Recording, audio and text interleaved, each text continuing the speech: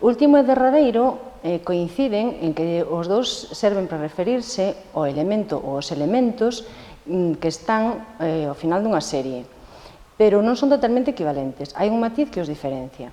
No caso de derradeiro, utilizámoslo para referirnos aos elementos finais dunha serie cando esta serie se peche definitivamente. No caso de último, esa serie podría continuar.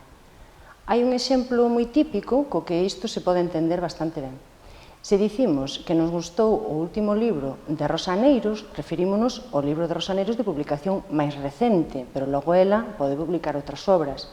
Pero, por exemplo, se falamos de Follas Novas, podemos dicir con todo o merecemento que foi o derradeiro libro publicado en galego por Rosalía de Castro.